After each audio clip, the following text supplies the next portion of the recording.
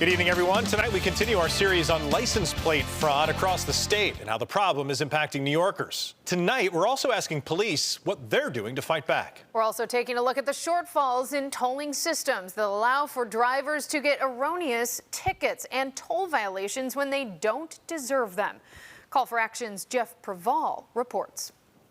Last week, we told you about Eric Anderson and Amanda Griffin of Jamestown and the mountain of downstate toll violations, speeding tickets, and parking tickets they were buried under, tied to their old license plate, even though it was surrendered and destroyed by the DMV in Chautauqua County a year and a half ago.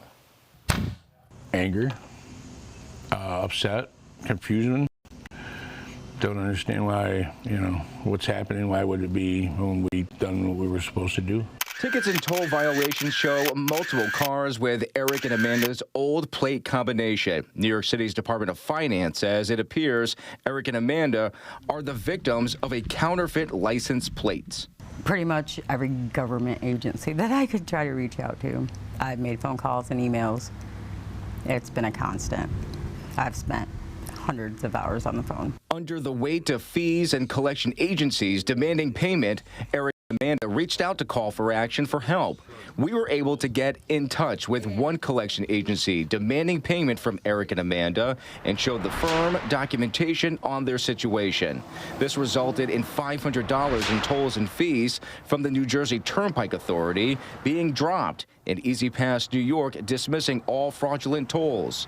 New York City's Department of Finance followed suit, reversing the judgment against Eric and dismissing 13 other summonses, wiping their slate clean.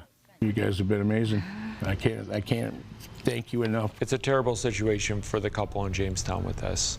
And that's exactly why we're out there doing what we do, looking for people that will break the law. State police say that license plate fraud is a growing problem across the state. So far this year, New York State Police say they've issued more than 23,000 tickets for switch plates and altered plates. Police are also encountering plate covers, which were made illegal in the state last year. A lot of times behind those clear covers, not all the time, but a good amount, it might be just a piece of paper on a colored printer with the numbers and letter combination of a random New York State plate, and they put that cover over top because in hindsight it looks legit.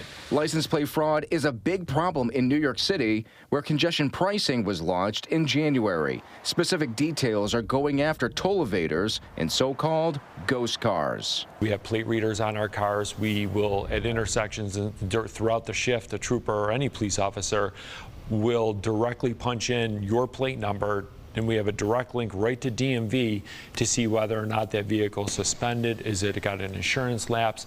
Is it properly attached to the vehicle? The Metropolitan Transportation Authority says since March 2024, 5,300 vehicles have been seized, 1,300 arrests have been made, and 50,000 summonses have been issued in connection to toll evasion in the New York City area. It's not just about tolls or congestion pricing, right? This is about crime in general.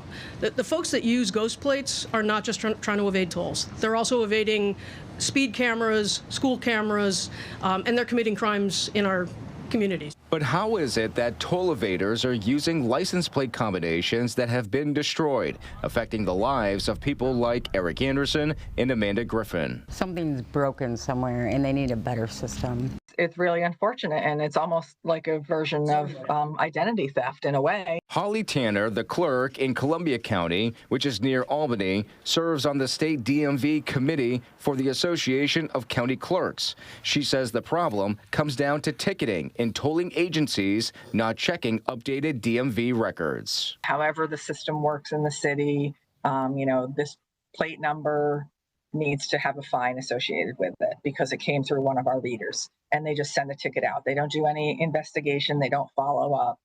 The ticket is just mailed out.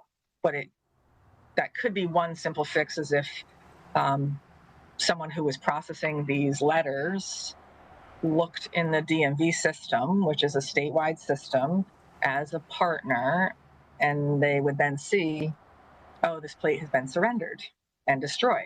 Tanner says what happened to Eric and Amanda shouldn't happen to anyone who follows the rules. To me, they're trying to get money from people who don't deserve to have these fines and these violations because they did the right thing. They surrendered their plates. They have proof that their plates were surrendered, or it's not even the right vehicle, and that's not appropriate. Or, it's not right that this is happening to customers. As our series on license plate fraud continues, you'll hear from a Southern Tier man who also appears to be the victim of a counterfeit license plate, then one day got a surprise knock at the door from police.